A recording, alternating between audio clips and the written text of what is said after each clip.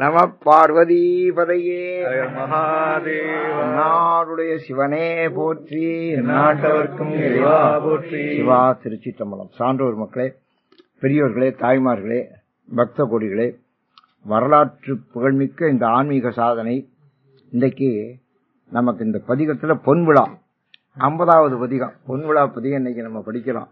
இது ஒரு பெரிய சாதனை. இது நம்ம ஆரம்பிச்சு 8 மாசம் ஆச்சு. 8 மாசமா இந்த கொரோனா காலத்துல கொரோனாவை மறந்து நாம படிச்சது இந்த திருவாசகம், சொன்னது நயவுரை, கேட்டது நீங்களெல்லாம். இனிமேல் அச்சாகி வெளிவரணும். அது அந்த ஆண்டவனத்தில் இருக்குது. எப்படி அச்சாக போகுதுன்னு நமக்கு தெரியல. எல்லாத்தையும் சொல்லி இருக்கிறோம், அதுக்கு மார்க்கம் தெரியல. அதெல்லாம் அச்சாகி வெளிவர வேண்டும். இது திஸ் இஸ் லாஸ்ட் பட் ஒன்னு சொல்றேன். லாஸ்ட் பட் ஒன்னா கடைசிக்கு முன்னால, நமக்கு அடுத்தது லாஸ்ட் 51. அதுக்கப்புறம் நம்மளாம் சந்திப்போமா, வருவோமா, போவோமா, இந்த மாதிரி இல்ல சந்திப்போம். இப்படி ஒரு கம்பெனி நமக்கு கிடைக்குமா? அதாவது இது ரொம்ப ஆழ்ந்த ஒரு நிகழ்ச்சி. இது தெரியுதா? இந்த தூக்கத்துல ஆழ்ந்த தூக்கங்கிறான் பாருங்க, அது மாதிரி ஒரு ஆழ்ந்த நிகழ்ச்சி. நம்ம யாரையும் ரொம்ப கூப்பிடுறது இல்லை. நம்ம யாரையும் சொன்னாக்க 500 பேர் வந்துருவா. திருவாசக நயவரை சொல்றோம்னா நம்ம பேச கேட்க 500 பேர் வந்துருவா செலவழிச்சுக்கிட்டு. நம்ம யாருக்கும் சொல்றாரு. இப்ப கூட ஒருத்தர் போன் பண்ணாரு, நீங்க இங்கேயான இருக்கிறிய, இன்னைக்கு இங்கேயான இருக்கியனாரு. இங்க எனக்கு ஒரு மீட்டிங் இருக்கு, திருவாசக மீட்டிங் தானே அப்படின்னு. அது உறுப்பினர்களுக்கு தான் உள்ளது அப்படின்னு சொல்லி அரெஸ்ட் பண்ணிட்ட. காரணம் என்னன்னா, நம்ம ரொம்ப பேரை வர விட்டுட்டோம்னா அப்புறம் இது ஒரு பெரிய சொற்பொழிவு கூட்டம் மாதிரி வந்துடும். அதனால இது நம்ம ஒரு ஆய்வுரை மாதிரி வச்சிருக்கிறோம். அதனால பலவிதமான சிந்தனைகள் நமக்கு ஏற்படுது. இன்ஸ்பிரேஷன் சொல்றது ஞான உதயம். அதை நான் இதுல வெளிப்படுத்தி இருக்கிறேன். ரொம்ப எனக்கே ஆச்சரியமா இருக்கு. இப்ப நேற்று 2 நிகழ்ச்சி போட்டு கேட்டேன், பொன்மொழி கொடுத்தா போட்டு கேட்டேன். எனக்கே ஆச்சரியமா இருக்கு. இத யாத்திரை பத்தெல்லாம் எப்படி பேசியிருக்கேங்கிறீங்க. எனக்கே என்னடா நம்ம தான் பேசணுமான்னு இருக்கு. அவ்வளவு விஷயங்களை, புது புது செய்திகள் எல்லாம் சொல்லி இருக்கிறேன். அது மாதிரி இது ஆனந்தமால, ஆனந்தம்னா சந்தோஷம் அர்த்தம். நம்ம என்ன நினைச்சுக்கோம், இது சந்தோஷமா பாடுற பாட்டு அப்படித்தான் நினைச்சுக்கோம். ஆனா வருத்தப்பட்டு பாடுறது, இந்த பாட்டே வருத்தப்பட்டு பாடுறது. ஆனா சந்தோஷமா பாடுற மாதிரி தெரியும். மாலையினா மயக்கம்னு அர்த்தம்.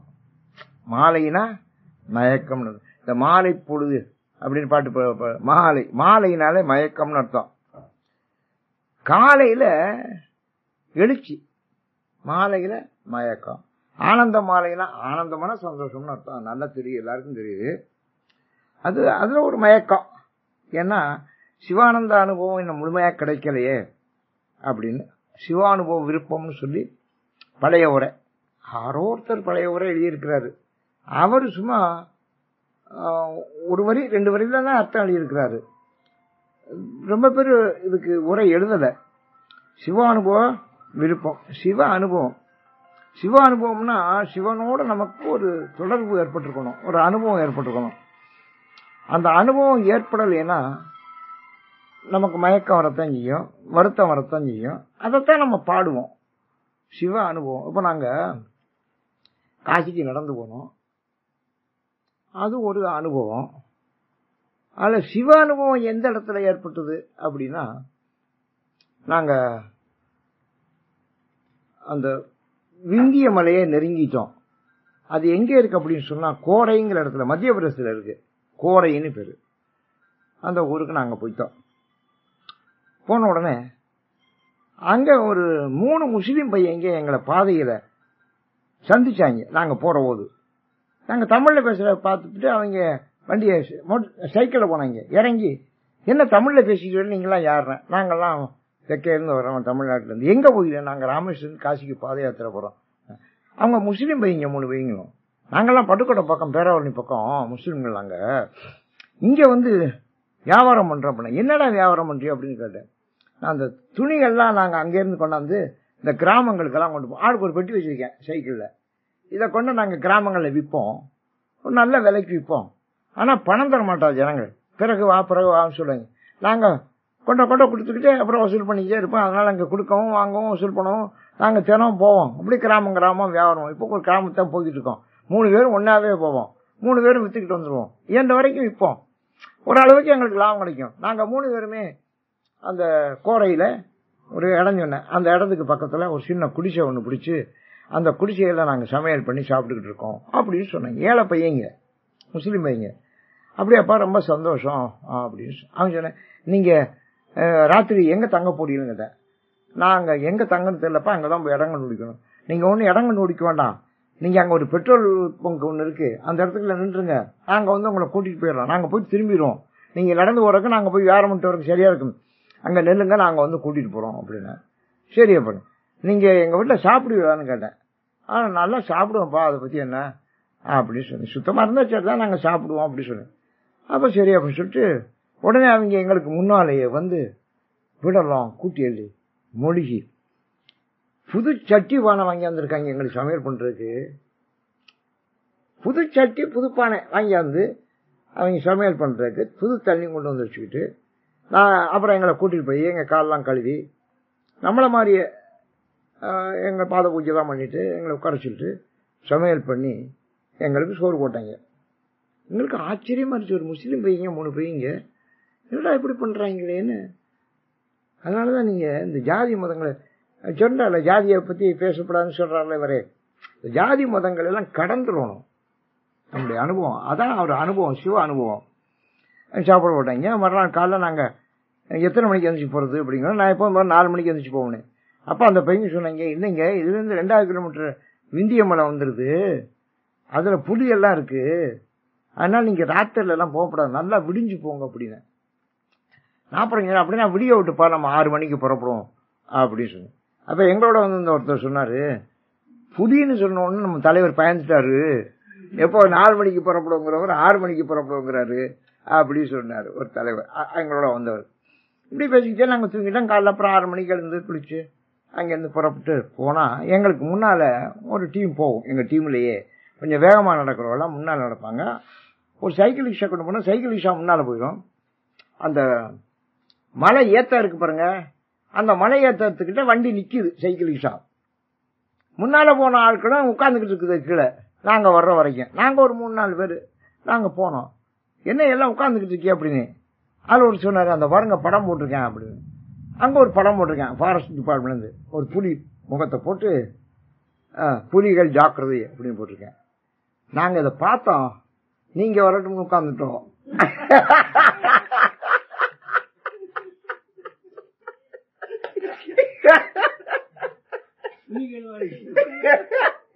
புலிகள் ஜாக்கிரதைன்னு இல்ல, மலையில போனா புலிகள் இருக்கு அப்படின்னு சொன்ன. ஏன் நீங்க தைரியமா பார்த்து தலைவர் பயந்துட்டான்னு சொன்னீங்க, நீங்க அப்படி போக வேண்டிய இருந்தாலும் நீங்க வராம நாங்க அப்படி போறது. ஐயா புலி வந்தா நான் தான் முன்னால வரணுமா, நீங்க போகப்படாது, இல்ல இல்ல நீங்களே முன்னால போங்க அப்படிதாங்க. அவசரம் நாங்க முன்னால, எனக்கு ஒண்ணும் பயம் கிடையாது, நாங்க போய்கிட்டோம். போய்கிட்டு கொஞ்சம் தூரம் தான் போனோங்க. ஒரு பெரிய எரும மாடு அதை அடிச்சு போட்டிருக்கு, ரத்தம் ஊத்திக்கிட்டு இருக்கு. நான் சொன்னேன், இங்க பாருங்க ஒரு எருமை வந்திருக்கு, நம்ம போயிருந்தோம்னா புலி நம்மளை அடிக்க அங்கதான் இருக்கும், புலி மலையில தான் இருக்கு. ஆனா விஸ்வநாதர் என்ன பண்ணாரு, ஒரு எருமையை தள்ளி விட்டாரு நமக்கு முன்னால. அந்த எருமை வச்சு புலி அதை அடிச்சு ரத்தம் அப்படி இன்னும் சிந்திக்கிட்டு இருக்குங்க. சாப்பிட்டு போயிடுச்சு. அதை பாதியை சாப்பிட்டு இருக்கு, பாதியை போட்டு புலி. நம்மளுக்காக சிவபெருமான் என்ன செஞ்சாரு, ஒரு எருமையை அனுப்புனாரு, அதை அடிச்சு சாப்பிட்டு பாதியை சாப்பிட்டு பசி தீரணும்னு போயிடுச்சு. ஆனா ரத்தம்னா பச்சை ரத்தம் ஒழுகிக்கிட்டு இருக்கு. பாத்தீங்களா, இதான் சிவ அனுபவம். நம்மளை அடிக்க வேண்டிய புலி அவங்க சொன்ன நீங்க ஜாக்கிரதையா போகணும், நாங்க தைரியமா தான் போனோம். ஆனா புலி வந்தா என்ன பண்றது, அது சத்து விட்டுணுங்க, அதுக்குதான் அதை அனுப்புனாரு.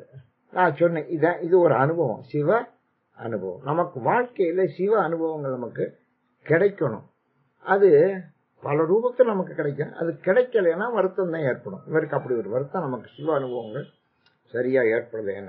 மின்னேரணைய பூங்கடல்கள் அடைந்தார் கடந்தார் வியனுலகம் பொன்னேர் அணைய மலர் கொண்டு போற்றா நின்றார் அடியரெல்லாம், போற்றா நின்றார் அமரரெல்லாம், கண்ணேரணைய மணக்கடையாய் கழிப்புண்டவல கடல் வீழ்ந்த என் நேரனையே நீனே உன்னை கூடும் வண்ணம் எம்பாய். இது அரிசியர் விருத்தம்னு பேரு. ரொம்ப எளிமையா இருக்கும். அரிசியர் விருத்தம் பாடுறது, படிக்கிறது, ராகம் போடுறது எல்லாமே ரொம்ப எளிமையா இருக்கும். அப்படி ஒரு அழகா பாடியிருக்கார். இந்த பகுதி பூராவே அரிசியர் விருத்தம் தான், ரொம்ப அழகா இருக்கும். மின்னேரனைய பூங்கடல்கள். சிவபெருமானுடைய கடல் இருக்கு பாருங்க, அது பூங்கடல்கள்ங்கிறது. ஏன் பூங்கடல்? பூ மாதிரி மென்மையான கடல்கள்னு ஒன்று சொல்லலாம். இன்னொன்னு, எப்போதும் இந்த கடல்ல பூவை போட்டுக்கிட்டே இருக்க பாருங்க, அதனால பூ விளங்குகிற கடல்கள். அப்புறம் பூ போன்ற கடல்கள். மின்னேரனைய, மின்னல் மாதிரி ஒளி வீசுகின்ற கடல்கள். அந்த அவனுடைய கடல்கள் திருவடிகள். மின்னலை போல ஒளி வீசுகின்ற கடல்கள், பூங்கடல்கள், மென்மையான கடல்கள். அடைந்தா கடந்தார் உலகம். அதை அடைஞ்சவங்கெல்லாம் உலகத்தினுடைய பந்தபாசங்களை கடந்தார். கடந்தார் உலகம். உலகத்தை கடந்தார்கள் அர்த்தம். வியன்னா அகன்றான் அர்த்தம். உலகத்தை கடந்தவர்கள், உலகத்தினுடைய பந்தபாசங்களை எல்லாம் கடந்தவர்கள். அவர்கள் தான் சிவபெருமானுடைய திருவடியை அடைந்தவர்கள். மின்னேரனைய பூங்கடல்கள் அடைந்தார் கடந்தார் வியனுலகம். அந்த திருவடியை அடைஞ்சாத்தான் நீங்க இந்த உலக பந்தபாசங்களை நீக்கலாம். உலக பந்தபாசங்களை நீக்கினாத்தான் நீங்க திருவடியை அடையலாம். இது ரெண்டும் ஒன்னோடு ஒன்று தொடர்புடையது. பொன்னேரனைய மலர் கொண்டு போற்றான் என்றார் அமரரெல்லாம். அமரர்கள் தேவர்கள். தேவர்கள் எதை கொண்டு போற்றுகிறார்கள்? பொன் போன்ற மலர்கள், பொன் போன்ற மலர். இந்த பட்டாபிஷேகம் எல்லாம் நடக்குதுல்ல, பட்டாபிஷேகம் நடக்குது. நீங்க பாத்தீங்கன்னா கற்பக மலர் தூவாகலாம் தேவர்கள். தேவர்கள் வந்து தூவுறது கூட கற்பக மலர்கள். ராஜாக்கள் என்ன செய்வாங்கன்னா பொண்ணுனாலேயே மலர் செஞ்சு தூவாகலாம் ராஜாக்கள். தேவர்கள் கற்பக மலர், தேவலோகத்தில் உள்ள கற்பக பூ, அந்த கற்பக மலரை தூவார்கள் தேவர்கள். ராஜாக்கள் பொன் போன்ற மலர்களை பொன்னாலே செய்து, இப்போ நீங்க கனகாபிஷேகத்துல பொன்னாலே செஞ்சு போடுறாள், அப்படி தங்கத்தினாலேயே செய்த பூவை கொண்டு அவர்கள் தூவார்கள். சாதாரண மக்களா இருந்தா என்ன செய்வார்கள்? பூவை எடுத்து தூவார்கள். நமக்கெல்லாம் பூ, ராஜாக்களுக்கு பொற்பூ, தேவர்களுக்கு கற்பகப்பூ. எப்படி எழுதியிருக்காம தெரியல, இப்படித்தான் அவர்கள் தூவார்கள். பொன்னேரனைய மலர் கொண்டு போற்றா நின்றார் அமரரெல்லாம். தேவர்கள், தேவர்கள் பொன் போன்ற பொற்பூ போன்ற கற்பகப்பூ தூவினார்கள் தான். பொற்பூ போன்ற கற்பகப்பூவை தூவினார்கள். கண்ணேரனைய மனக்கடையாய் கழிப்புண்டவல கடல் வீழ்ந்த என் நேரனைய. நான் ஒருத்தன், யாரெல்லாம் சொல்றேன்? தேவர்களை சொல்றேன், அமரர்களை சொல்றேன், பெரிய ராஜாக்களை சொல்றேன், பெரிய அடியார்களை சொல்றேன். ஆனா நான் யாரு? என்ன மாதிரி இருக்கவன்ல யாரு? என்ன பண்றோம்? கண்ணேரனைய மனக்கடைய. கல்லு, என் மனம் என்ன? கல்லு, கல்லு மாதிரி. ஆமாங்க, இப்போ ரொம்ப பேர் கல்லு மாதிரியே இருக்கேன். நான் பார்த்திருக்கேன், எத்தனை பேர் பார்த்திருக்கேன். நான் சபைகள்ல பார்த்திருக்கேன், தனியா பார்த்திருக்கேன். நான் ஒவ்வொரு நாளும் 500 பேர், 300 பேர், 200 பேர், 1000 பேரை சந்திக்கிறேன். லட்சக்கணக்கான பேர் சந்திச்சிருக்கேன். சில பேர் எதுக்கும் அசைய மாட்டான், தெரியுதா? எதுக்கும் அசைய. அது என்னது? கல்லு. கல்லு வந்து அசையா, தெரியுதா? மண்ணு அசையும். நீங்க மண்ணு மேல உட்காந்தீங்கன்னா சரிகிரிகள் விழுந்துருவீங்க. ஆனா கல்லு மேல உட்காந்தா அசையாது. அது மாதிரி இந்த மனம் இருக்கே, கல் மாதிரி மனம். கண்ணேரனைய மனக்கடையாய் களிப்புண்டவன கடல் வீழ்ந்த. நான் கல் மாதிரி மனம். அதனால என்ன மாதிரி இருக்கவங்கலாம் கழிப்புண்டவன கடல் வீழ்ந்த. நான் என்ன செஞ்சேன்? கழிக்கப்பட்டவேன். கல் மாதிரி மனம். கல் மாதிரி மனம்னா அவனை யாரும் ஏத்துக்க மாட்டாங்கல்ல, அவனை விட்டுறப்பா அப்படின்றாங்க. அவல கடல் வீழ்ந்தங்கிற. அவலம்னா கஷ்டம், துன்பம். துன்பக்கடல் தான் நான் விழுந்துறேன். நீங்க சந்தோஷமா இருக்கணும்னா 4 பேரோட நல்லா பழகணும், 4 பேருக்கு கொடுக்கணும், 4 பேரோட கலக்கணும். இதான் காஸ்மோபாலிட்டன் சொல்றேன்.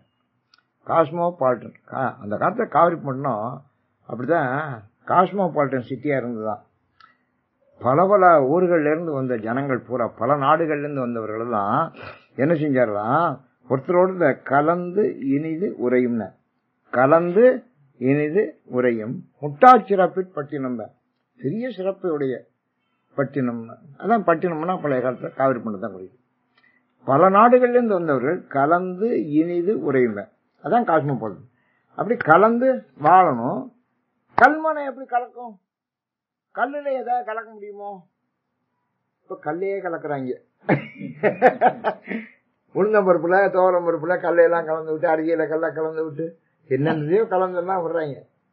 கல்மாரி மனம், கல்மாரி மனத்தையுடையனா கடல் விழுந்த எந்நேரனே, அவலக்கடல் விழுந்த எந்நேரனே, துன்பக்கடல். இந்த கல்மாரி மனம் உள்ளவர்களுக்கு எல்லாம் கடைசி வரைக்கும் துன்பக்கடல் தான். கல் கசியணும். கல் கசியும். எப்படி கசியும்னா, போர் போடுறான் பாருங்க. போர் போடுற போது கல்லா இருக்கும், உடைச்சுக்கிட்டு இருப்பேன். சார் இங்க உடைக்கவே முடியல சார், இன்னைக்கு பூரா 12 மணி நேரம் உடைச்சிருக்கேன் சார், ஒரு அடிதான் சார் உடைச்சிருக்கேன். 12 மணி நேரம் உடைப்பேன், ஆனா ஒரு அடிதான் உடைப்பேன். அந்த கல் நார்மலா இருக்குன்னா 4 அடி 3 அடி 5 அடி தான் உடைச்சிருவேன். ரொம்ப கனமான கல் பாறைகளா இருந்தா உடைக்க முடியாது. அப்படி உடைக்கிற போது ஒரு இடத்துல தண்ணி கசியும். பாறையில ஒரு இடத்துல தண்ணி கசியும். கசிஞ்சோன்னு சொல்லு, சார் தண்ணி கிடைச்சிருச்சு சார் அப்படின்னு. அந்த கல்லு கசியுங்க, கல்லு கசியணும். கல்லு பேசுமே. இப்ப நம்ம ராமர் கோயிலுக்கு விக்கிரகஞ்சிரமே ஊத்துக்குடி கல்லு, அது பேசுங்கிறேன், மூச்சு விடுங்கிறேன், சுவாசிக்கும் அப்படின்னு சொல்றேன். ஏன்னா கல்லுக்கும் அவ்வளவு நமக்கு உள்ள சிறப்பு கல்லுக்கும் உண்டு. ஆனா நம்ம கல்லு அது ஒண்ணு புரியுது அப்படின்னு சொல்றோம். கண்ணேரணைய அணையன் அப்படின்னு சொல்றாரு. கழிப்புண்டவள கடல் விழுந்த என்ன ஏறணையன், என்ன மாதிரி ஆள் இனி உன்னை கூடும் வண்ணம் எம்பாய். என்ன மாதிரி ஆளு உன்னை எப்படி போடுறது, உன்னோட நான் கலக்கணும், உன்னோட நான் சேரணும். அதான் காஸ்மோபாலிட்டன்.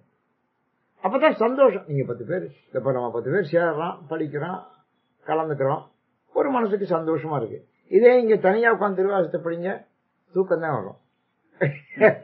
தனியா உட்காந்து திருவாசம் படிச்சா தூக்கம் தான் வரும், வேற ஒண்ணும் வராது. இல்லைன்னா கோவம் வரும். அந்த பக்கம் போங்க, இந்த பக்கம் போங்க அப்படின்னு ஏதாவது கோவம் பண்ணிக்கிட்டு இருப்போம்.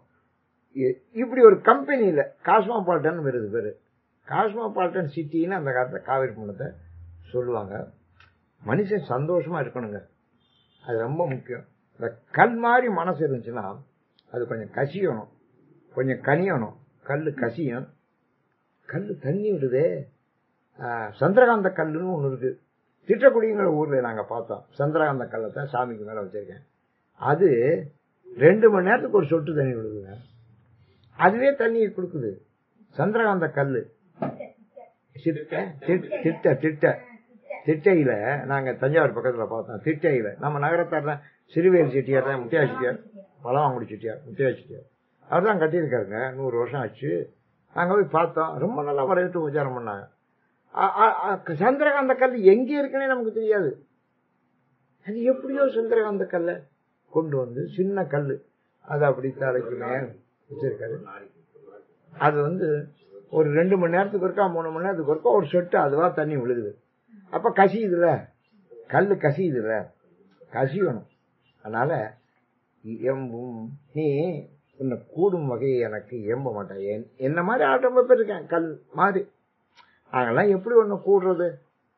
ஏன்னா சிவருமானுடைய கூட்டுறவு தனக்கு கிடைக்காதனால, அந்த சிவ அனுபவம் கிடைக்காதனால வருந்தி பாடுறாரு, மயக்கத்துல பாடுறாரு. கூடும் வண்ணம் எம்பாயே என்னால் அறியா பதம் தந்தாய், யானது அறியாதே கெட்டேன் உன்னால் ஒன்றும் குறைவில்லை, உடையாய் அடிமைக்காரன் வேன் பன்னாள் உன்னை பணிந்தேத்தும் பழைய அடியாரோடும் கூடாது, என் நாயகமே பிற்பட்டிங்கு இருந்தேன் நோய்க்கு விருந்தாயே, என்னால் அறியா பதம் தந்தா. எப்படி வரீங்கிறீங்க?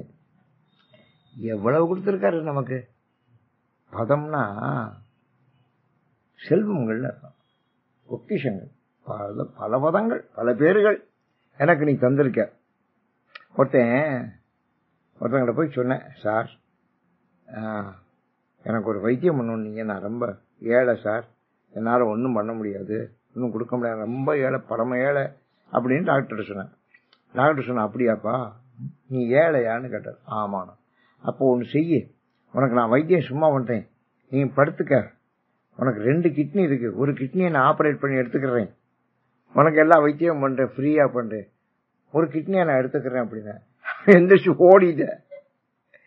அவதான் சொன்ன, என்னடா உனக்கு 2 சர்ப்ளஸாவே ஒன்னு வச்சிருக்காருடா, ஒரு கண்ணு போதும் ஆனா 2 கண்ணு வச்சிருக்கிறாரு, ஒரு கை போதும் 2 கை, ஒரு கால் போதும் வாழ்றதுக்கு, ஒரு கால் போதும், எத்தனை பேர் ஒரு காலோட வாழ்றேன், அது கூட இல்லாம வாழ்றேன், 2 கால் உனக்கு வச்சு கிட்னி 2 கிட்னி வச்சிருக்காரு, 10 லட்சம் ரூபா தர்றப்ப உனக்கு அப்படின்னு.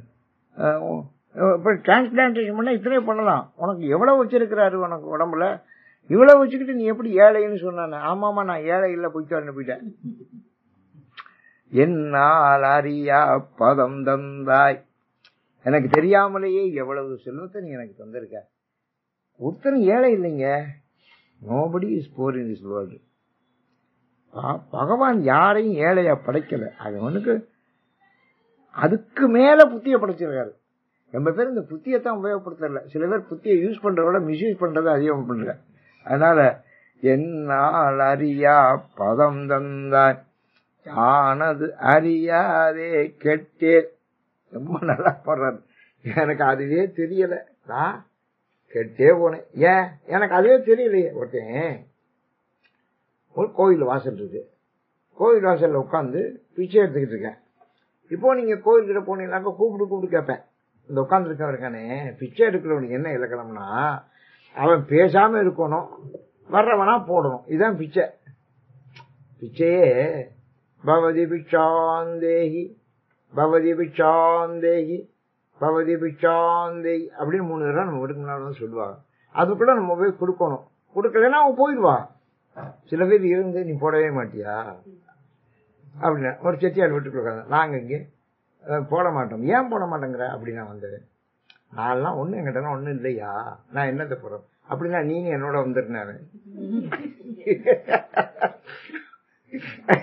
அப்படின்னா நீனு என்னோட வந்தது அப்படின்னு சொன்ன.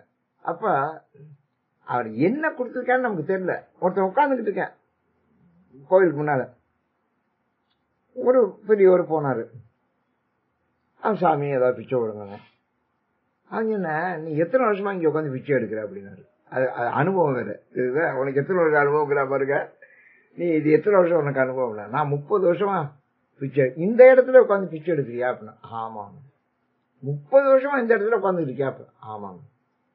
நீ இப்ப என்ன கேக்குற என்கிட்ட, நீங்க ஏதாவது கொடுங்க. ஏண்டா உனக்கு அவர் என்ன கொடுத்திருக்காருன்னு தெரியாதேடா, உனக்கு நிறைய கொடுத்திருக்காருடா, என்னங்க எப்படி சொல்லிக்கிட்டு இருக்கேன், கொஞ்சம் இறங்கடா, எந்திரா, ஒரு மண்வெட்டி எடுக்கிறா, வெட்டுறா, அந்த இடத்த உட்காந்து வெட்டினா 3 அடி வெட்டுறா, 3 அடி வெட்டினா அங்க ஒரு கலையம் இருக்கு, அந்த கலையத்தை எடுத்தா கலையத்துக்குள்ள ஒரு 300 பவுன் பழைய நாணயம், தங்க நாணயம் இருக்கு. வர 300 பவுன் இருக்கு அதுக்குள்ள. உனக்கே தெரியலையே, நீ உட்கார்ந்து இருக்க, உனக்கு கீழே இருக்கு, உனக்கு கீழே இருக்கிறது உனக்கு தெரியுதா? அதான் கடை, உனக்கு கீழே இருக்கிறது உனக்கு தெரியுதா? நமக்கு கீழே இருக்கிறதும் தெரியாது, மேலே இருக்கிறதும் தெரியாது.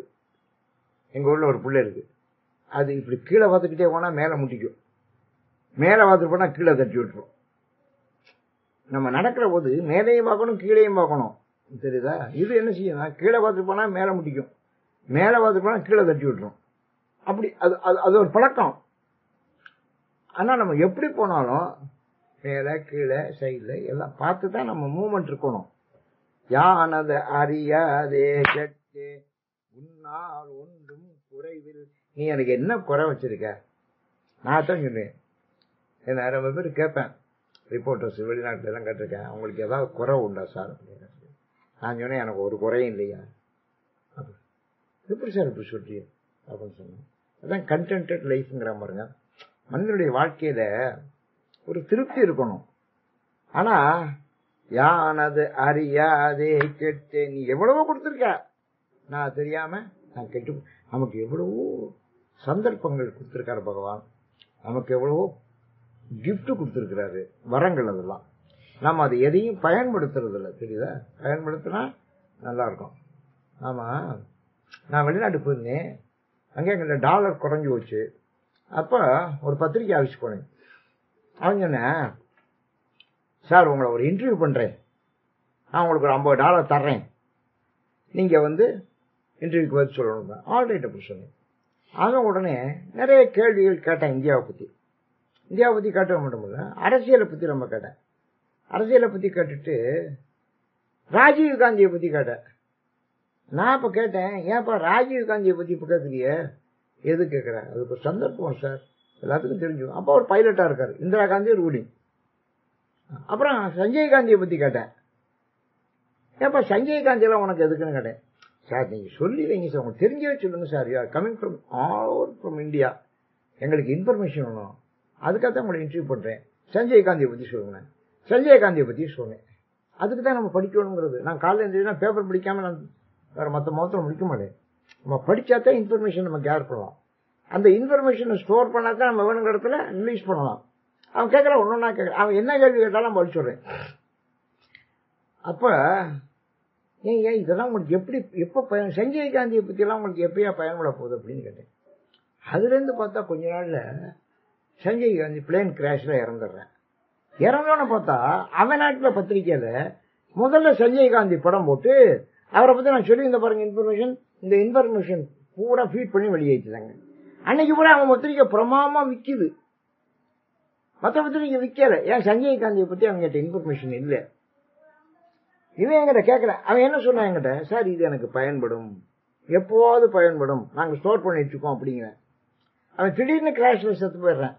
அதை மறுநாள் காலைல பத்திரிக்கையில அதுக்குள்ள கலெக்ட் பண்ண முடியாது, தெரியுதா, மெட்டீரியல் கலெக்ட் பண்ண முடியாது, அதெல்லாம் ஸ்டோர்ல இருக்கணும். இப்போ பணம் திடீர்னு நம்ம கலெக்ட் பண்ண முடியாது, பணம் நம்ம ஸ்டோர்ல இருக்கணும், அறிவு ஸ்டோர்ல இருக்கணும், இதெல்லாம் இருக்கணும். அதனால இப்போ நம்ம செல்போன்லயே ஸ்டோர் பண்ணிக்கலாம் பாருங்க. அப்படி போட்டு எனக்கு போன் பண்ணி சொல்றேன், சார் நீங்க சஞ்சய் காந்தியை பத்தி சொன்னது எனக்கு இன்னைக்கு யூஸ் ஆயிடுச்சு சார். அவன் சொல்றேன், எனக்கு இன்னைக்கு யூஸ் ஆயிடுச்சு பத்தியா சார், இன்னைக்கு இருக்க எல்லா பேப்பரும் வாங்கி பாருங்க, எல்லாம் அங்கெல்லாம் 40 பக்கம் 50 பக்கம் 60 பக்கம் பேப்பர் வரும். ஒரு பேப்பர்லயும் சஞ்சய் காந்தியை பத்தி செய்தி இல்ல. சஞ்சய் காந்தி ஆக்சிடென்ட்ல இறந்து போனாங்கிறதா இருக்க முடியாது, அவரை பத்தி இன்ஃபர்மேஷன் இல்ல. இவன் மட்டும் போட்டிருக்கேன். எல்லா பத்திரிக்கையாளரும் அவனை கூப்பிட்டு கேட்டிருக்கான், அவனுக்கு எப்படி அவ்வளவு இன்ஃபர்மேஷன் அதுக்குள்ள கிடைச்சது, பத்திரிக்கை. அதுக்கு அவங்க என்ன இல்ல, சோமசுரம்னு ஒரு பெரிய எக்ஸ்பர்ட் வந்தார் வெளிநாட்டுல இருந்து, இந்தியாவில இருந்து. அப்ப நான் இன்டர்வியூ பண்ணேன். அப்ப உனக்கு என்னடா செலவு இருக்கு, நான் வெறும் $50 தான் கொடுத்தேன். இன்னைக்கு உனக்கு $5000 உனக்கு வசூலாயிருக்குமேடா அப்படிங்கிறேன். இன்னைக்கு உனக்கு $5000 உண்மை, புரியுதா. என்னால் அறியா பதம் தந்தாய் யானது அறியாதே கெட்டேன். நமக்கு எவ்வளவோ பதத்தை தந்திருக்கிறாரு, நாம தெரிஞ்சுக்கல. அவர் என்ன நமக்கு தந்திருக்காருங்கிறது தெரியாதனாலதான் நாம கெட்டு போனோம். நீங்க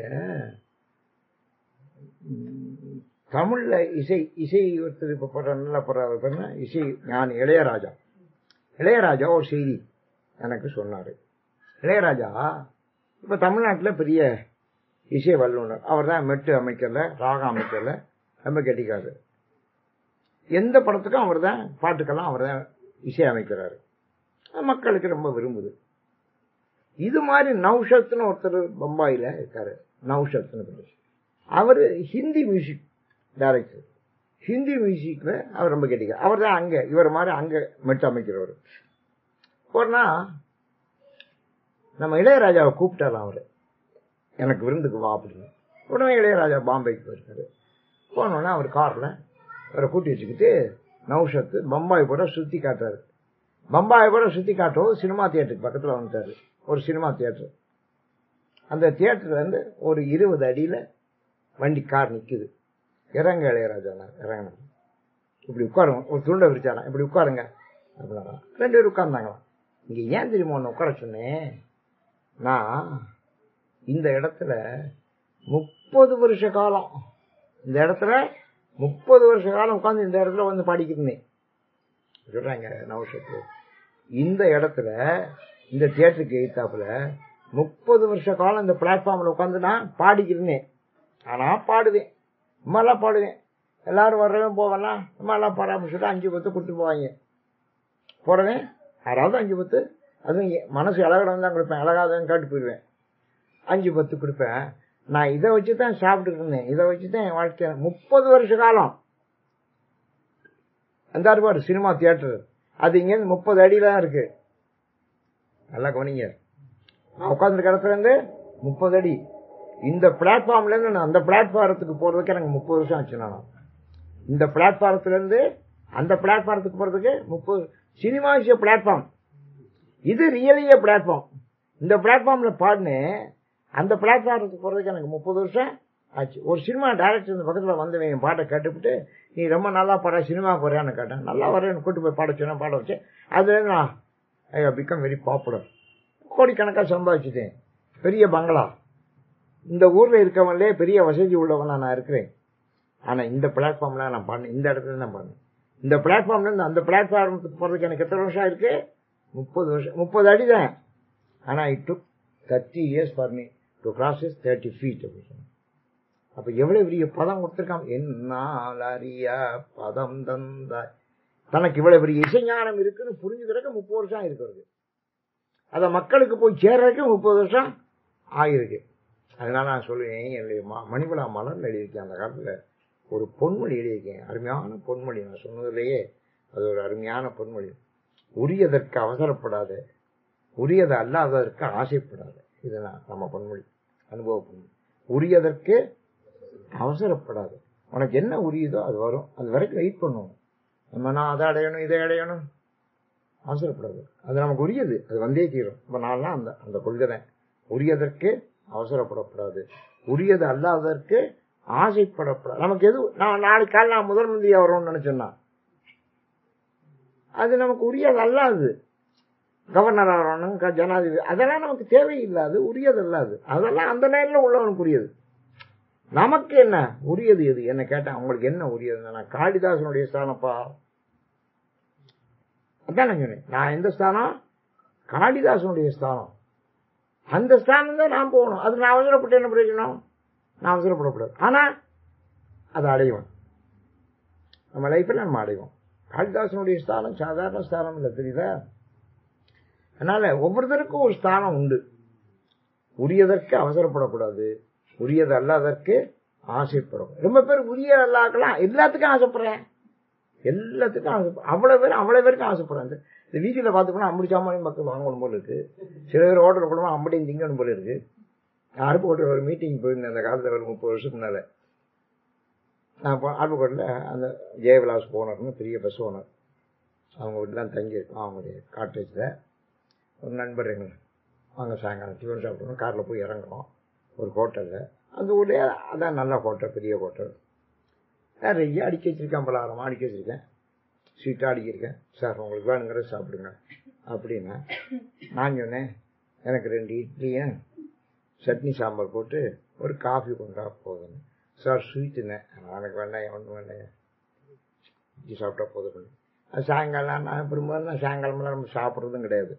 2 இட்லி அதில் ஒரு தோசை ஏதாவது கொடுக்க சொல்லணும், சட்னி போட்டு காஃபி கொடுங்க.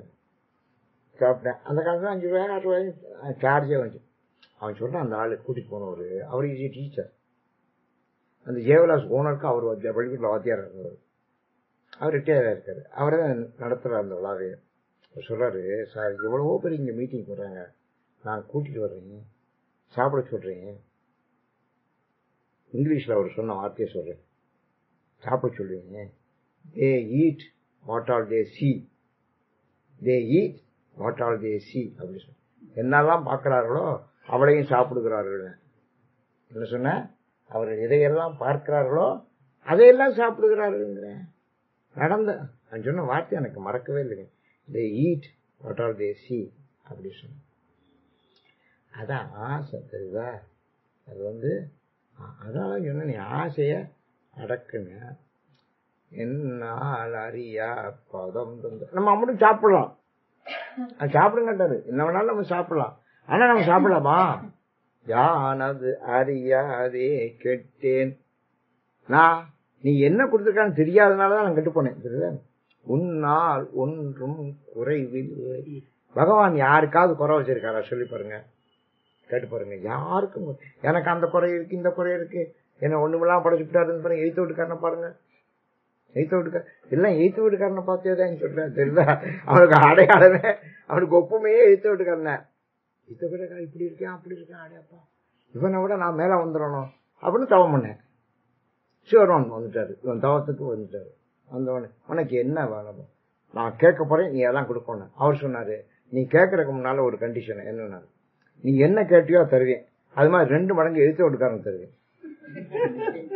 நீ கேட்டாலும் உனக்கு தருவேன், நீ கேட்காமலே உனக்கு 2 மடங்கு தருவேன், நீ இப்ப கேளுங்க.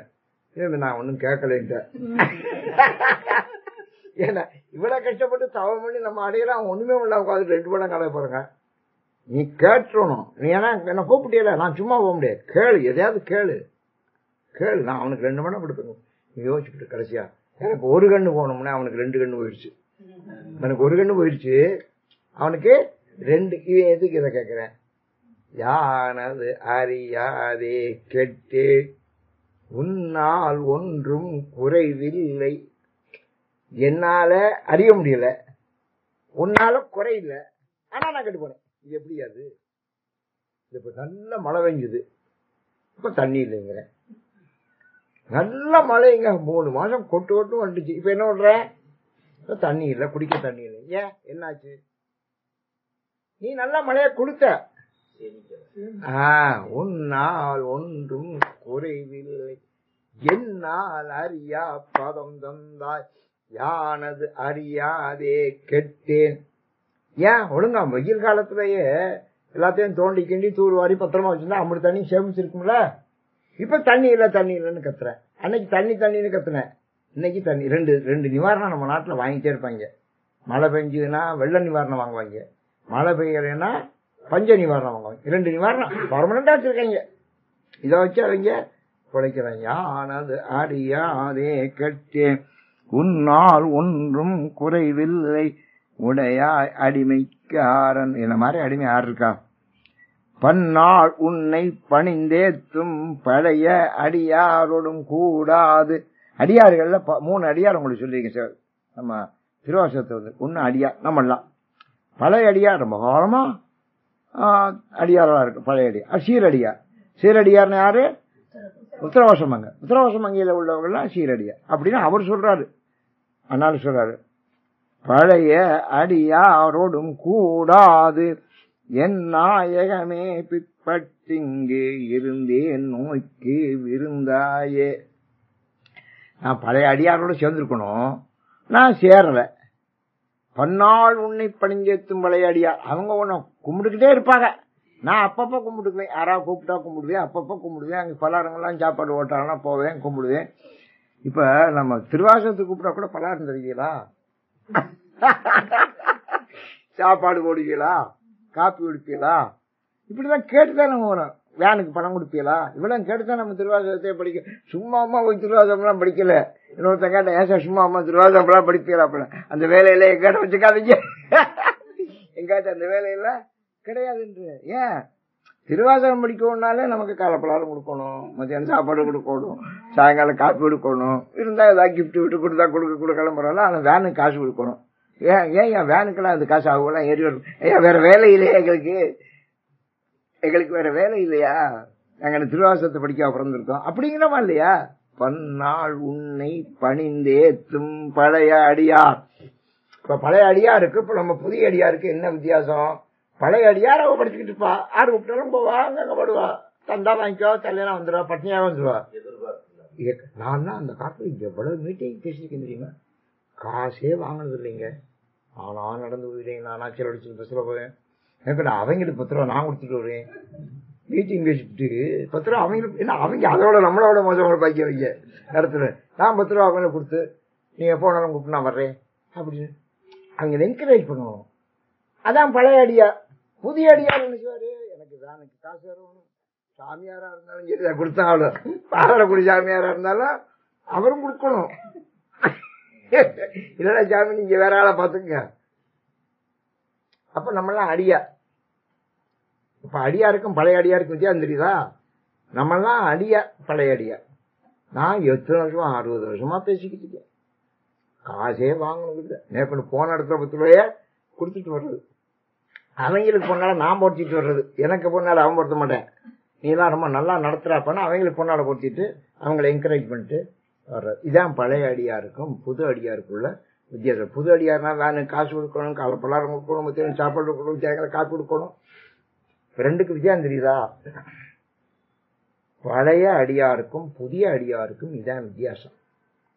பழைய அடியாரோடும் கூடாது என் நாயகமே பிற்பட்டிங்கு இருந்தேன் நோய்க்கு விருந்தாயே. நான் என்ன ஆச்சு, நான் பழைய அடியார்ல சேர்ற, நான் புது அடியார்.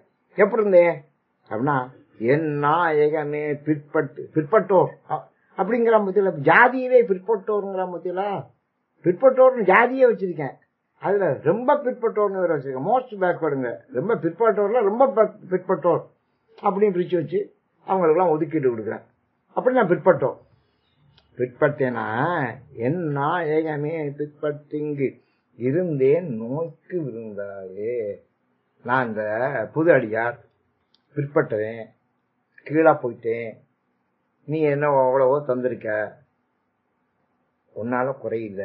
ஆனா நான் அறிவில்லை, அதெல்லாம் இழந்து. இப்ப என்னாச்சு, கடைசி ரிசல்ட் என்ன, என்னுடைய ரிசல்ட் என்ன அப்படின்னா, நோய்க்கு விருந்தாயே. இப்ப நான் தான் விருந்து. யாருக்கு? நோய்க்கு நான் விருந்து. நோய் நம்மளை திங்குதுங்க. நோய் நம்மளை திங்குது. ஒருத்தர் ரொம்ப பெரிய உடம்பு, கடைசியா முடியாம கிடந்திருந்தாரு. நான் படுக்க போன இத்தூண்டா கிடக்காரு பெட்ல, இத்தூண்டா கிடக்காரு. அவ்வளவு பெரிய ஆளு. அவரை பார்த்தா இந்த பக்கம் சோர், பெட் சோர், இந்த பக்கம் பெட் சோர், அப்படியே நர்ஸ் வருது, அது தோண்டி எடுக்குதுங்க. இப்படி புழு தோண்டி எடுக்குது, இப்படி புழு. எனக்கெல்லாம் பார்க்க சகிக்கல. அவர் கத்துறாரு. ரொம்ப பெரியவர், ரொம்ப வசதி உள்ளவர். கடைசி ரிசல்ட் தாங்க.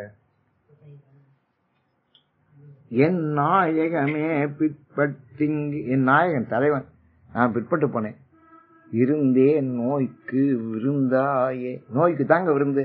நம்ம கடைசி வரைக்கும் என்ன, நம்ம செய்யற வேலைகளை ஒழுங்கா செஞ்சு ஒழுங்கா இருக்கலன்னா நோய்க்குத்தான் நம்ம விருந்தா போவோம். நான் இப்ப நோய்க்கு தான் விருந்தா இருக்கேன். ஆமா, இப்ப உலகம் பூரா நோய்க்குத்தானே, ஒரு வருஷம் பூரா உலகம் பூரா நோய்க்குத்தானே விருந்தா இருக்கு. கொரோனாவுக்கு சீலம் இன்றி நோன்பின்றி செறிவே இன்றி அறிவின்றி 4 வார்த்தை சொல்றாரு. அருமையான வார்த்தை சொல்றாரு, எல்லாரும் நல்லா தெரிஞ்சுக்க வேண்டியார். சீலம் இன்றி நோன்பின்றி. வாங்க ஆச்சு, வாங்க வள்ளியம்மை ஆச்சானே, வாங்க வாங்க உட்கார். சீலம் இன்றி நோன்பின்றி செறிவே இன்றி அறிவின்றி 4 வார்த்தை சொல்றாரு. இந்த 4 வார்த்தையை நீங்க ரெக்கார்ட் பண்ணிக்கணும் இங்க மூளையில. அம்மாட்ட இந்த 4 இருக்கும். சீலம் இன்றி, சீலம்னா ஒழுக்கம். ரொம்ப பேருக்கு ஒழுக்கம் கிடையாது, தெரியுதா? நான் சொன்னேன், ஒரு காலத்துல ஒழுக்கத்தை மதிச்சாங்க, இப்ப பணத்தை மதிக்கிறாங்க. இனி படிப்பை மதிப்பாங்க. இனிமே ஒரு காலம் வரும், அப்ப இப்ப படிப்புக்கு மதிப்பு இல்லை. இப்ப ஒரு அம்மா சொன்னிச்சு, நீங்க என்ன சார் படிப்புக்கு மதிக்கிறீங்க? எனக்கு 7 லட்ச ரூபா மாதம் சம்பளம் தரேன் சார். அது இந்த நிகழ்ச்சி உங்களுக்கு அன்னைக்கே சொல்லியிருக்கேன். 7 லட்ச ரூபா சம்பளம் வாங்குறப்ப, அந்த சம்பளம் படிப்புக்கு இல்லப்பா, உனக்கு இருக்க மரியாதை சம்பளம் எல்லாம் இது உன்னுடைய பணத்துக்குப்பா. உனக்கு தர மரியாதை எல்லாம் பணத்துக்கு, படிப்புக்கு உள்ள மரியாதை வரல. இப்ப 7 லட்ச ரூபா உனக்கு சம்பளம் இல்லைன்னா உன் படிப்புக்கு என்ன மரியாதை இருக்கீங்க? கிடையாது இல்ல. அதனால படிப்புக்குன்னு ஒரு மரியாதை வரும். என்னுடைய கணிப்பதை. ஒரு காலத்துல ஒடுக்கத்துக்கு மதிப்பு இருந்துச்சு. ஒடுக்கமா இருந்தவர்களை ரொம்ப மதிச்சாங்க. பணக்காரன் மதிப்பேன், பதவியில இருக்க மதிப்பேன், எல்லாரும் மதிப்பேன். அப்புறம் பணக்காரனை மதிச்சேன், எல்லாம் மலர்ந்தா போதும் அப்படின்னு. இப்ப இனிமே எதிர்காலம் படிப்பு. பெரிய அறிவாளிகள் யாரெல்லாம் அறிவாளியா இருக்கானோ அவனுக்கெல்லாம் பெரிய மரியாதை வரப்போகுது. கொஞ்சம் முடிச்சாலும் படிப்புக்குள்ள மரியாதை பிற்காலத்துல. படிப்புங்கிறது ஒரு உன்னதமான சக்தி. அவனுடைய அது என்ன வெளிப்படல், என்ன வெளிப்படல். இப்ப சொல்ற சாமியினுடைய 64 மூர்த்தங்கள்ல, சிவருமானுடைய 64 மூர்த்தங்கள்ல வைரவருக்கு தான் இப்ப வெளிப்பட்டுருக்குன்னு சொல்றேன். வைரவருக்கு வெளிப்பட்டு இப்ப இருக்கிற பீரியடு வைரவருடைய பீரியடுங்க. இப்ப வைரவரை வணங்கினா ஒரு பெரிய பலன் உண்டு அப்படின்னு சொல்லுங்க. அது சொல்லப்படுற செய்தி. இது உங்களுக்கு தெரிஞ்சுக்கணுங்கிறத சொல்றேன். அப்படி ஒவ்வொரு மூர்த்தங்களுக்கும் ஒவ்வொரு காலங்கள்ல வெளிப்படும், ஒவ்வொரு குணத்திற்கும் ஒவ்வொரு காலங்கள்ல வெளிப்படும், ஒரு பலன் வெளிப்படும். இப்ப பெரிய அறிவாளியா இருக்கிறவன் இந்த கோஆக்சிஜனை கண்டுபிடிச்சான்னு வச்சுங்க, மருந்தை கண்டுபிடிச்சானா அவன் தான் என்னை கோடீஸ்வரன் உலகத்திலேயே. அவன் ஒரு மருந்தை கண்டுபிடிச்சான்னு வச்சுங்க, இந்த கொரோனா நோய்க்கு ஒரு மருந்தை கண்டுபிடிச்சிட்டேன், அப்படின்னா ஊசி போட்டோம் நிக்குது சார் அந்த வியாதி. கொரோனா உடனே கட்டுப்படுது. இப்ப கொடுக்கறதெல்லாம் வராம இருக்கிறதுக்குள்ள மருந்து. தடுப்பூசி தான் இப்ப கண்டுபிடிச்சிருக்கேன். இப்ப மருந்து கண்டுபிடிக்கல. இப்ப கொரோனாவுக்கு மருந்து கண்டுபிடிக்கல. இப்ப நம்ம போட்டுக்கலாம் தடுப்பூசி. இனிமேல் வராம இருக்கிறக்கா அது வந்துருச்சுன்னு வச்சுங்க, அப்ப மருந்து சரியில்லைன்னு அன்னைக்கு கண்டுபிடிக்கலாம். மருந்து சரியா இருக்கா இல்லையாங்கிறது அன்னைக்கு தெரியும்.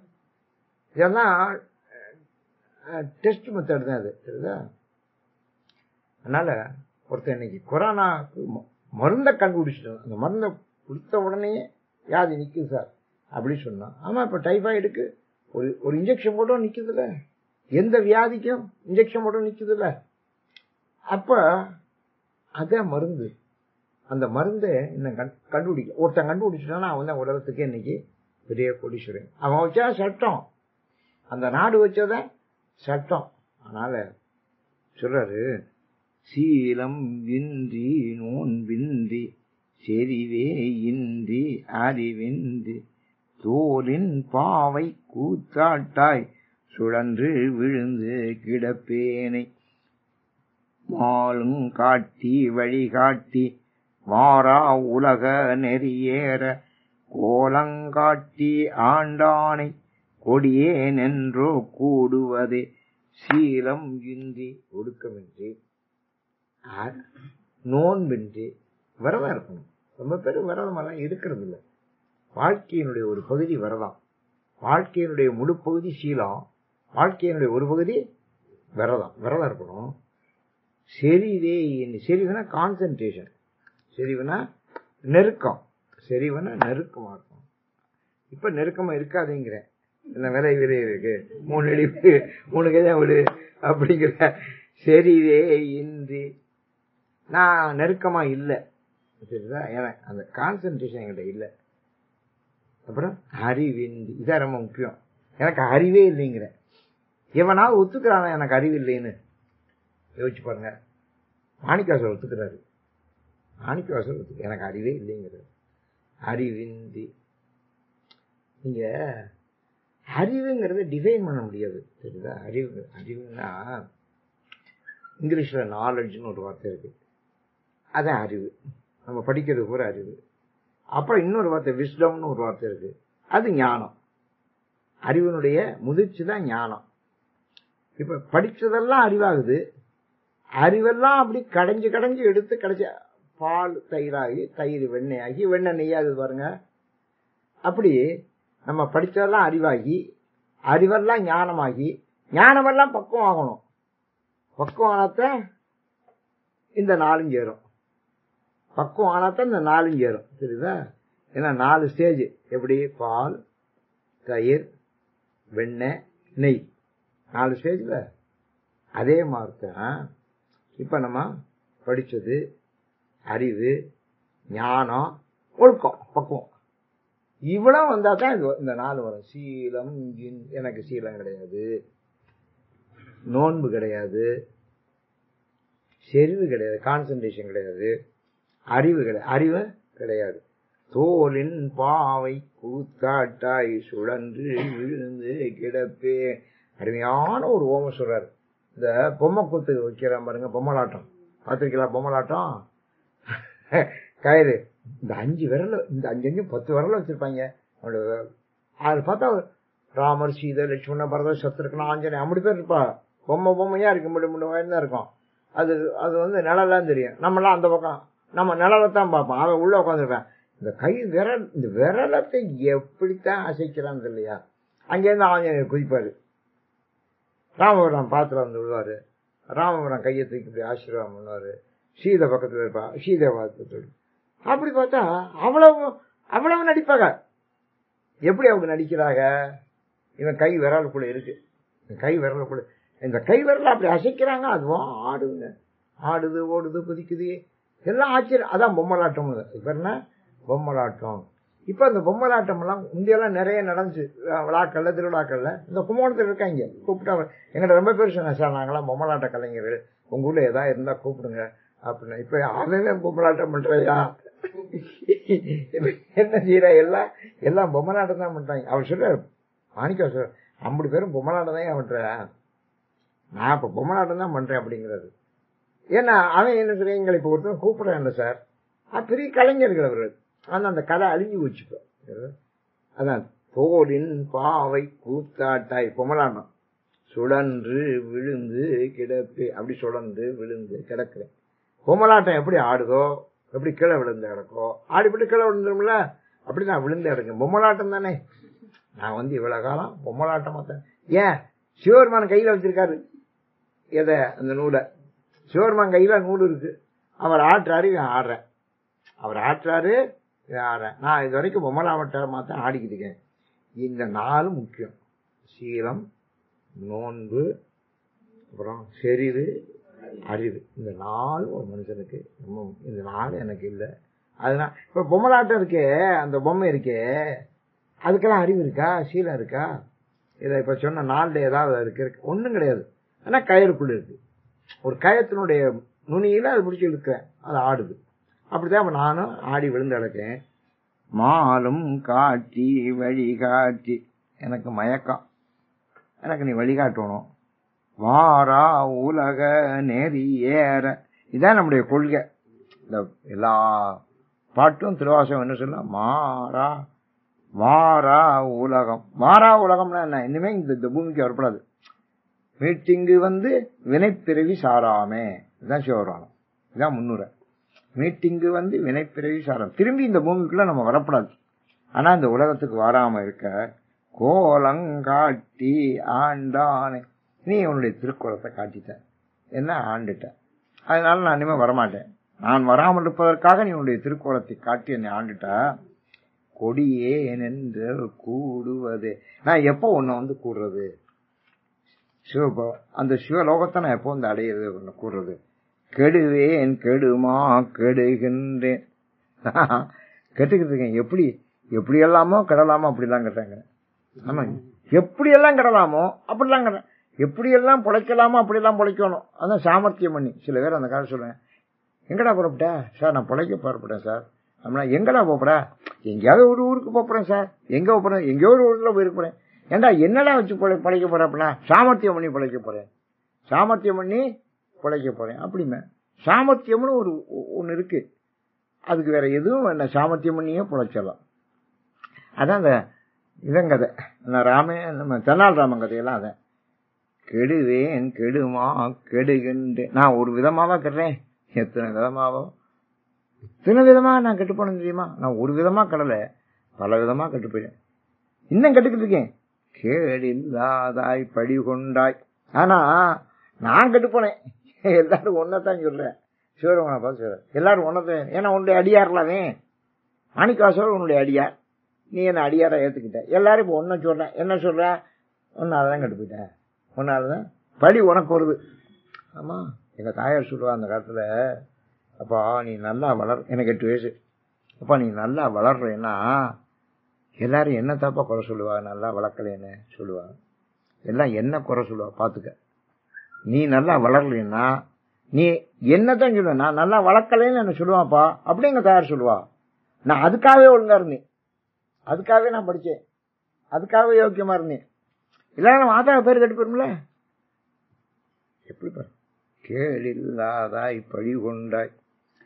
நான் கெட்டு போனேன், உனக்கு ஒரு கேடும் கிடையாது.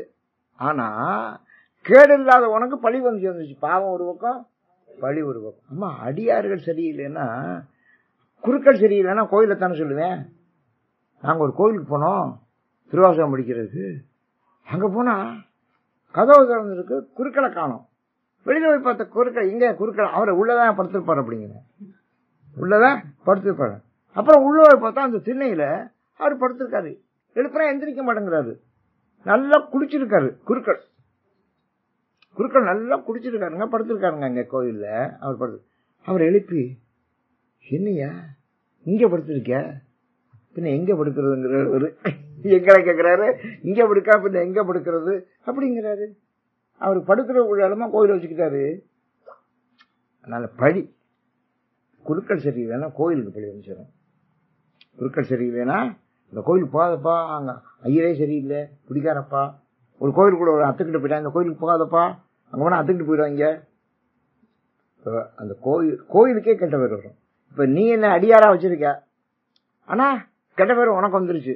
ஏன்னா நான் எப்படி இருக்கேன், கெடுவேன் கெடுமா கெடுகின். இதான் பாதையா? எத்தனை கெடுதல் இருக்குங்க. நீ இந்த உலகத்துல நீங்க வீட்டை விட்டு கீழே இறங்கிட்டா, ஆசைப்படி விட்டு கீழே இறங்கிட்டா அம்புடும் கெடுதல்றேன்.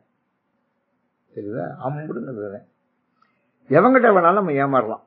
ஒருத்தர் 2 பேர் இல்ல, ஏமாத்திருக்கு வரிசையை கடை வச்சிருக்கேன், வரிசைக்கு ஆள் இருக்கான். எவங்கிட்ட வேணாலும் ஏமாறலாம். இவங்கிட்ட எல்லாம் அடுத்தாப்புல, அவங்ககிட்ட எல்லாம் அடுத்தாப்புல. ஒரு பெரிய டெசர்ட், அதில் ஒரு முயல் ஓடுது, 4 பேர் நாயை வச்சுக்கிட்டு அதை அடிக்கிறது முயற்சி. அது இந்த பக்கம் அந்த பக்கம் ஓடுது.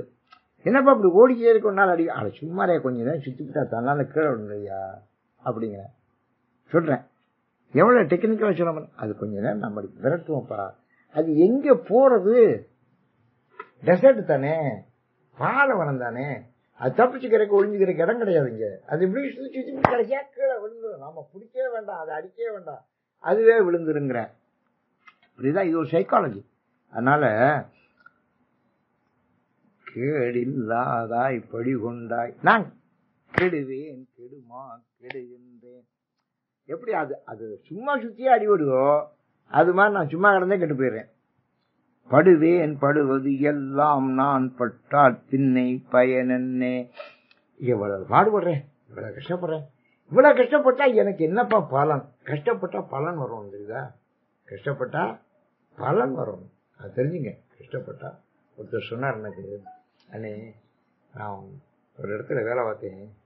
நாங்கள் வேலை பார்க்குற போது எங்களுக்கு டீக்கு காசு கொடுப்பாங்க. டீ கடையில் சொல்லுவாங்க, 4 ஒரு டீ கொடுப்பீங்க, எங்களுக்கெல்லாம் ஒரு டீ கொடுப்பாங்க. அந்த டீ வந்து 1,500 ரூபா அப்போ விலை. எல்லாரும் டீ கொடுப்பேன், நான் மட்டும் அந்த டீ கடைக்காரனை பார்த்து கேட்பேன், அப்போ எனக்கு டீ கொடுக்க வேண்டாம், இது 1,500 ரூபா எங்கிட்ட கொடுப்பேன், எனக்கு இந்த 1,500 ரூபா தேவைப்படும், எனக்கு டீ வேண்டாம், 1,500 ரூபா கொடுப்பேன். அவன் அதெல்லாம் கிட்ட நான் டீ தான் தருவேன், காசு தர மாட்டேங்க, நீ வேணா 1,000 ரூபா எடுத்துக்க, உனக்கு கிடைக்குமில்ல 1,000 ரூபா வேணா, எனக்கு 1 ரூபாயை தாமே, நான் 1 ரூபா தருவேன். அந்த 1 ரூபாயை வச்சு நான் பொழைச்சேன்.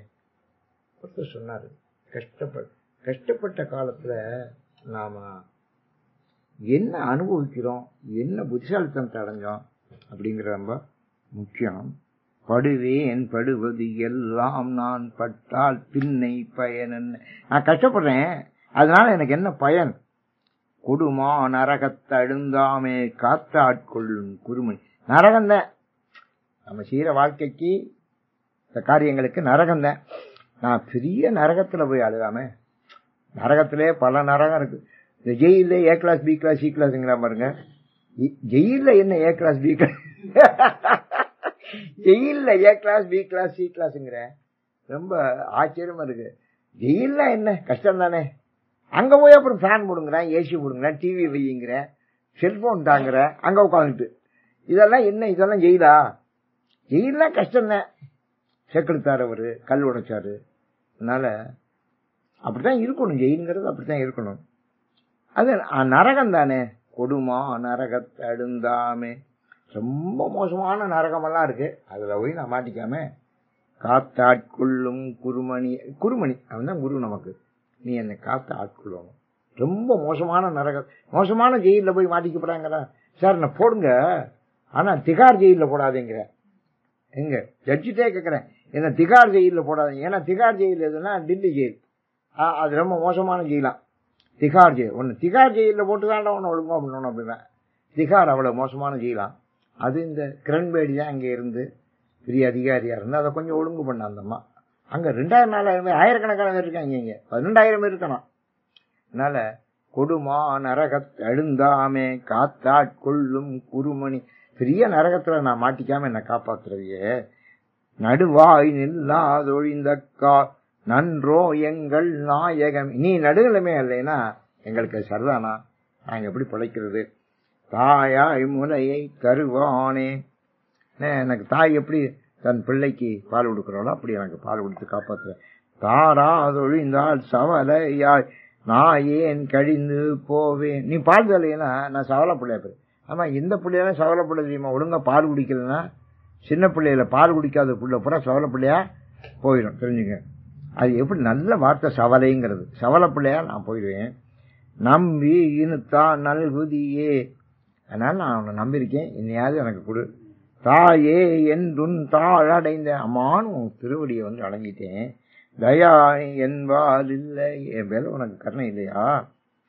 நான் ஏன் அடிமை உடனாக ஆண்டாய் நான் தான் வேண்டாவோ. அடிமை என்ன ஏத்துக்க, நான் உனக்கு வேண்டாமா? நீ என்ன அடிமையை ஏத்துக்க மாட்டியா? கோவே அருள வேண்டாவோ. நீதான் ராஜா, நீதான் முதலாளி, நீ அருள் புரிய மாட்டியா இந்த அடிமைக்கு? கொடியே கெடவே அமையுமே. ஆனா நீ என்ன சேர்த்துக்கலன்னா நான் கெட்டுட்டேன் போவேன். அதான் எனக்கு அமைஞ்சது. வா என்ன விடு என்னை அஞ்சேல் என்பார் ஆரோத. வா வா அப்படி சொல்லி என்னை கூப்பிடுறேன்னா அஞ்சேல் என்பார் ஆரோ. என்னை பார்த்து அஞ்சாத பயப்படாத அப்படின்னு யார் சொல்லுவா? நீங்க யாராவது ஒரு ஆள், நீ பயப்படாதா கவலைப்படாதா நான் பாத்துக்கிறேன் அப்படி சொல்லணும். சொல்றதுக்கு ஒரு ஆள் வேணுங்க. இப்ப சினிமா எடுக்கிற படம் இருக்கேன், அவெல்லாம் ஒரு பைனான்சியரை வச்சுக்குவேன். எப்ப கேட்டாலும் படம் கொடுப்பேன் தெரியுது. எப்ப கேட்டாலும் அஞ்சேன்னு சொல்றதுக்கு ஒரு ஆள் வேணும். அஞ்சேல் என்று சொல்றதுக்கு ஒரு ஆள் வேணும். அஞ்சேல்னு சொல்லலைன்னா பிரயோஜனம் இல்லை. அளவுப்பட்டியாரு ஒரு நிறைய கடன் வாங்கியிருந்தாரு.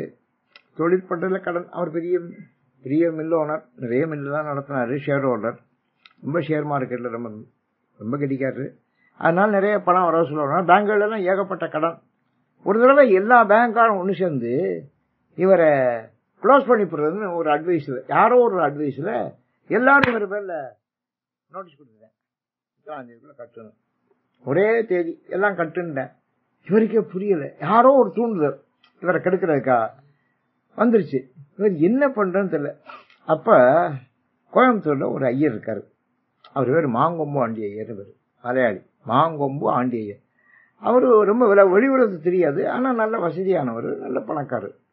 அவர் இவருக்கு கொஞ்சம் அறிமுகமாயிருக்காரு, எப்படியோ சந்தர்ப்பத்தில் அறிமுகமாயிருக்காரு. அவர்கிட்ட போனாராம்.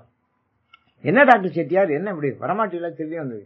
இல்லை, எனக்கு ஒரு நெருக்கடி இருந்துச்சு, பேங்க்காரன் பூரா சேர்ந்து நோட்டீஸ் கொடுத்துட்டேன், நான் இதுல மீளலைன்னா அவ்வளவுதான், க்ளோஸ், நம்ம ஆட்டம் க்ளோஸ், நான் ஏழையா போயிடுவேன், என்னை ஜெயிலில் கூட பிடிச்சி வைக்கலாம், அந்த அளவுக்கு கடன் வாங்கியிருக்கேன், இப்போ ஒரு நெருக்கடியா நேரம், கேட்ட போய் உதவி கேட்கன்னு தெரியாமத்தான் நான் இப்போ உங்கள்கிட்ட ஏய் என்ன செட்டியா இதுக்கு போய் கவலை, இவனும் கவலைப்படாத நான் இருக்கேன் சொன்னார்ல, நான் இருக்கேன் சார். செக் கொடுத்தாராம், எத்தனையோ கோடிக்கு செக் கொடுத்தாராம். இதை கொண்ட கொடுத்தாராம், ப்ரெசென்ட் பண்ணாராம் பேங்க்ல.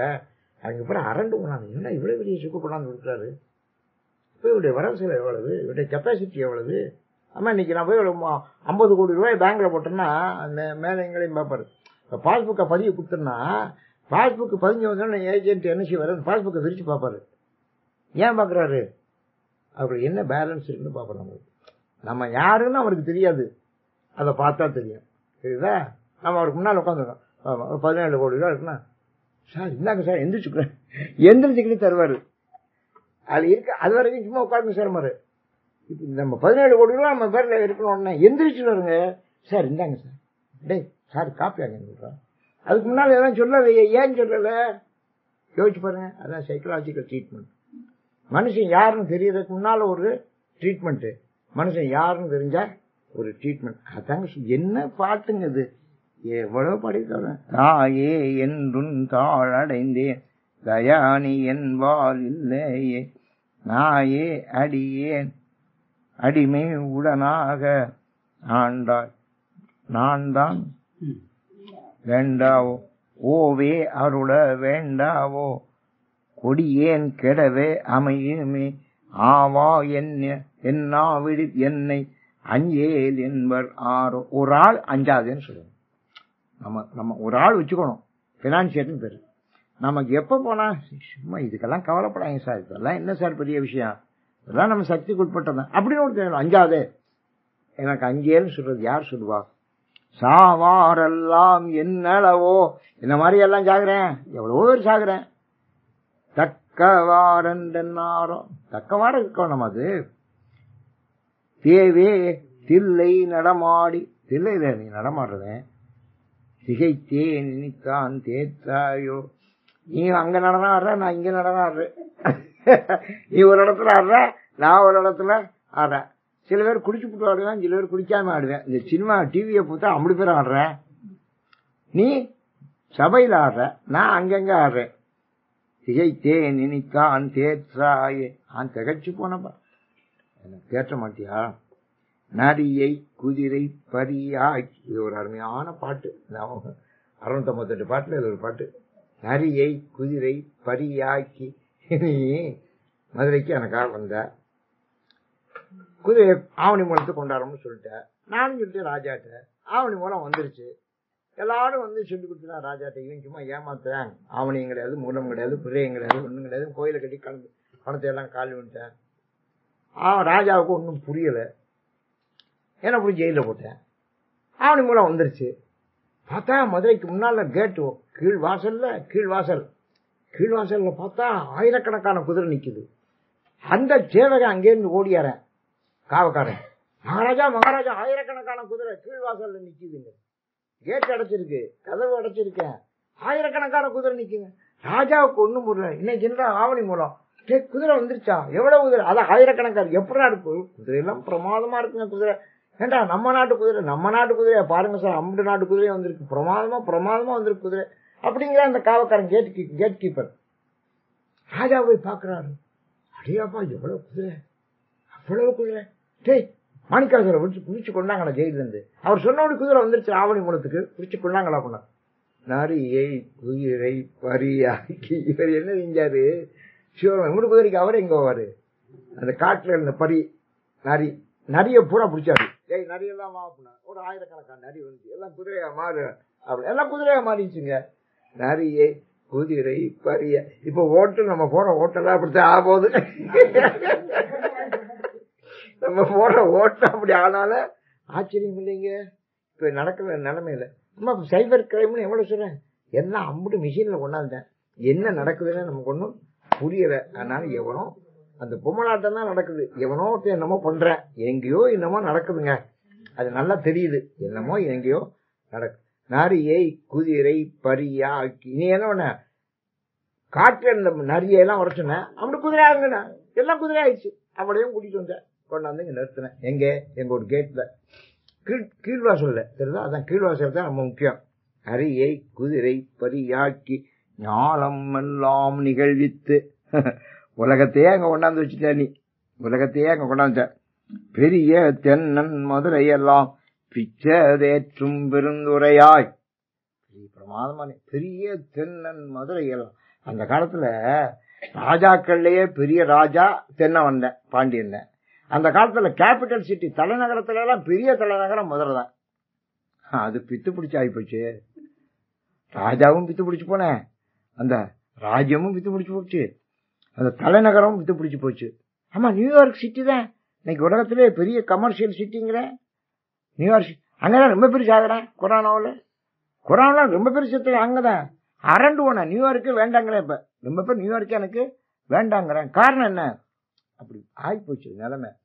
அது மாதிரி என்னாச்சு? பெரிய தென்னன் மதுரை எல்லாம் பிச்சதேற்றும் பெருந்துரை. பித்து பிடிக்க வச்சுட்டிய, பைத்தியமாக்கி விட்டிய.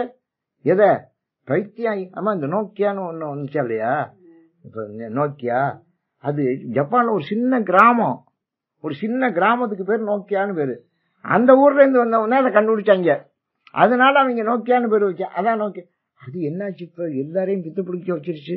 அவன் வீதியில பிடிச்சிட்டு பேசிக்கிட்டே போற, அவனா பேசிட்டு போறாங்க. வீதியில பார்த்தா ஒருத்தரும் சும்மா போகல, அவன் கையில ஒண்ணு வச்சுக்கிட்டு காதுல ஒண்ணு மாட்டிக்கிட்டு பேசிக்கிட்டே போறேன். 50 பேரும் பித்து பிடிச்சுதான் இருக்கேன். யாருனால? அந்த நோக்கியானால. ஒருத்தன் கண்டுபிடிச்சா பாருங்க. அதான் அவன் கையில. ஏண்டா நம்ம நடந்து போறோமே, இப்ப என்ன மோட்டர் சைக்கிள்ல வேகமா போறேன், இப்படியும் போய்கிட்டு இருக்கேன். என்னதான் பேசுவோம், இப்படி கடைச்ச கொஞ்ச நேரம் போச்சா கழுத்து இப்படி ஆயிரும். ஏன்டா சார் இது நோக்கியா, நோக்கியாங்கிற இப்படி இருக்கு கழுத்து. ஆமா, என்ன அவசரம்? இப்ப என்ன பேசுற நீ போடியில கார் ஓட்டுற, வண்டி ஓட்டுற, என்ன இப்ப பேசுற? பைக்கில் வச்சிருவேன் என்ன இப்ப தலைகள் என்னையா கெட்டுப்போ போகுது? உலகத்தை என்ன பிடிக்க போறியா? நீ என்ன யுத்தமா நடத்த போற? அந்த அளவுக்கு பொறுமை இல்லையே. உன் பொறுமையை சோதிக்குது. அதுக்குதான் பைத்தியம்னு. எப்போ உன்னால கண்ட்ரோல் பண்ண முடியலையோ அதுக்கு பேர் என்ன? பைத்தியம்னு. பைத்தியம்னா ரொம்ப பேருக்கு டெபினேஷன் தெரியல. பைத்தியம்னா கண்ட்ரோல் பண்ண முடியாதுன்னு அர்த்தம். இதெல்லாம் இப்ப பைத்தியத்தை நீங்க எங்க கண்ட்ரோல் பண்ண முடியுமா? பைத்தியத்தை எந்த பைத்தியத்தையும் கண்ட்ரோல் பண்ண முடியாது. அதனால பைத்தியம்னா அப்படிதான் இருக்கும். இப்ப என்டையர் மதுரையே பைத்தியம் ஆக்கிட்டே நீ. என்டையர் முதல் ராஜ்யத்தையே, பாண்டிய நாட்டையே, பாண்டிய மன்னனையே பைத்தியம். பிச்சதேற்றும் பெருந்துறைய. நீ சின்ன ஊர் தான், பெருந்துறைங்கிற ஊரை சேர்ந்தவன். ஆனா மதுரையே நீ பைத்தியம் ஆக்கிட்டிய. நோக்கியா சின்ன ஊர் தான், உலகத்தையே பைத்தியம் ஆக்கிருச்சே. புரியுதா உங்களுக்கு? நோக்கியா சின்ன கிராமம் தான், உலகத்தையே பைத்தியம் ஆக்கிருச்சு. 50 பேர் நோக்கியா தூக்கிடுறேன், 50 பேர். இப்ப அது இல்லாம சார் நமக்கு எனக்கு புரியுது, அது இல்லைன்னா என்னால வாழவே முடியாது சார் அப்படிங்கிற. பிச்சதேற்றும் பெருந்துறைய அரிய பொருளே அவிநாசி அப்பா. அவிநாசி அப்பன்னு பேரு, அவிநாசியில் இருக்க சாமி பேரு அவிநாசி. பாண்டி வெள்ளமே, பாண்டி வெள்ளம் அரிய பொருள் நீ அவிநாசி அப்பா. பாண்டி வெள்ளம், பாண்டி வெள்ளத்துக்கு என்ன அத்தியாசம்னா, மற்ற இடத்துல வெள்ளம் அடிச்சுட்டு போவோம், பாண்டி வெள்ளம் வந்துச்சுன்னா புத்தி கொடுக்கும். பாண்டி நாட்டுல வைகையில வெள்ளம் வந்துச்சு. அந்த வெள்ளம் வந்ததுனால ராஜாவுக்கு புத்தி வந்துச்சு. என்னடா அது, ஏன்டா இப்படி வெள்ளம் வருது அப்படின்னு எல்லாரும் சொன்னாங்க. இந்த மாணிக்கவாசகரை போய் கொடுமைப்படுத்தின, இந்த வெள்ளத்துக்கு நடுவில் அந்த மணல்ல நிறுத்தி வச்சு கல்னால சுட்ட, அதனாலதான் இந்த நிலைமையான அவரை விடுவிச்சிருந்தேன். விடுவிச்ச உடனே வெள்ளம் வடிஞ்சிருச்சே. பாண்டி வெள்ளம் புத்தி தரும், பாண்டி வெள்ளம் புத்தி தந்தது. மற்ற வெள்ளம் எல்லாம் கெடுதால பண்ணும், அழிவை தரும். ஆனா பாண்டி வெள்ளம் ஞானத்தை தந்தது. பாண்டி வெள்ளமே பெரிய அரிய பரஞ்சோதி. உனக்கு தெரிஞ்சுக்கவும் முடியாது, உன்னை அறிஞ்சிக்கவும் பார்க்கவும் முடியாது. பரஞ்சோதி செய்வதொன்றும் அறியேனே, செய்வதொன்றும். இதுதான் கடைசி முடிவு. கடைசி முடிவு என்ன? செய்வதொன்றும் அறியே. நம்ம ஒன்னே ஒண்ணு தெரியணும், நம்ம என்ன செய்யறதுன்னு தெரியும். சில சமயம் அப்படிதான் நமக்கு இருக்கும். செய்வதொன்றும் அறியேன். சாக்ரட்டிஸ் சொன்னார், ஐ நோ. அவனுக்கு மேல உலகத்துல அறிவாளி கிடையாது. 2500 வருஷத்துக்கு முன்னால சொன்ன, I know that I know not but they know not that they know not. நான் அறிந்து கொள்கிறேன், நான் அறியாதவன் என்று. ஆனால் அவர்கள் அறியவில்லை, தாங்கள் அறியாதவர்கள் என்று. நான் அறிந்து கொண்டேன், நான் அறியாதவன். அதான் நம்ம அறியாதவன். ஆனால் செய்வதொன்றும்